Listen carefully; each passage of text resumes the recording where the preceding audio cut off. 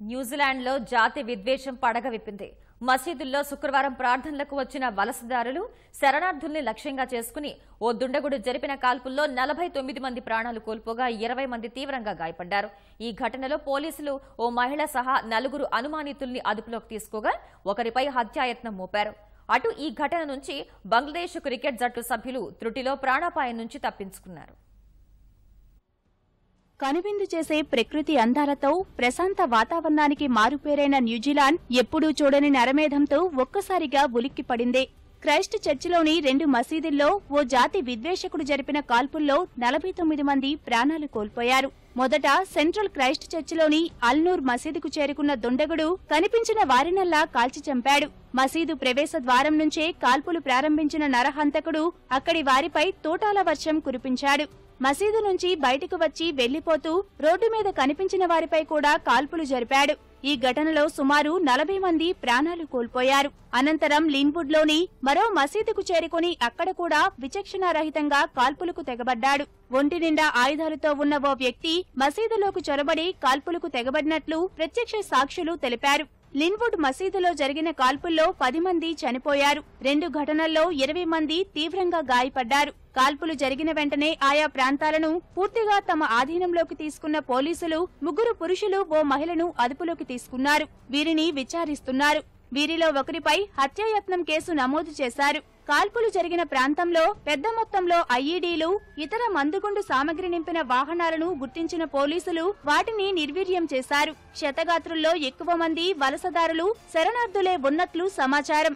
కాల్పులు జరిపిన ప్రాంతాల నుంచి వెళ్లిపోయిన దుండగుడు 74 పేజీల లేఖను వదిలి వెళ్లాడు. తన వయసు 28 ఏళ్లుగా పేర్కొన్న అగంతకుడు తాను ఆస్ట్రేలియాకు చెందిన జాతి విద్వేషకుడునని పేర్కొన్నాడు. క్రైస్ట్ చర్చ్ లిన్వుడ్ తో పాటు అష్బర్టన్ నగరాల్లోని మరో మసీదును కూడా తాను లక్ష్యంగా చేసుకున్నట్లు అందులో తెలిపాడు. నరమేధానికి కారణాలు పేర్కొన్న అతడు మారుమూల న్యూజిలాండ్ లాంటి దేశాలకు కూడా వలసలు ఆగలేకపోతున్నందునే ఈ దుశ్చర్యకు తెగబడినట్లు వివరించాడు. ఈ దాడిని న్యూజిలాండ్ ప్రధాని జెసిండా ఆర్డెన్ తీవ్రంగా ఖండించారు. ఈ ఘటనను ఆమె ఉగ్రదాడిగా పేర్కొన్నారు. తమ దేశ చరిత్రలో ఇది అత్యంత చీకటి దినమన్న ఆమె హింసకు తమ దేశంలో చోటు లేదని, బాధ్యులను కఠినంగా శిక్షిస్తామని హెచ్చరించారు. This is one of New Zealand's darkest days. Clearly what has happened here is an extraordinary and unprecedented act of violence. Many of those who will have been directly affected by this shooting may be migrants to New Zealand. They may even be refugees here. They have chosen to make New Zealand their home, and it is their home. They are us. The person who has perpetuated this violence against us is not. They have no place in New Zealand. There is no place in New Zealand for such acts of extreme and unprecedented violence. New Zealand కాల్పుల ఘటనను Australia ప్రధాని Scott Morrison కూడా తీవ్రంగా ఖండించారు. కాల్పులకు తెగబడిన దుండగుడు తమ దేశానికి చెందినవాడే అని ధృవీకరించారు. Australia and New Zealand, we're not just allies, we're not just partners, we're family.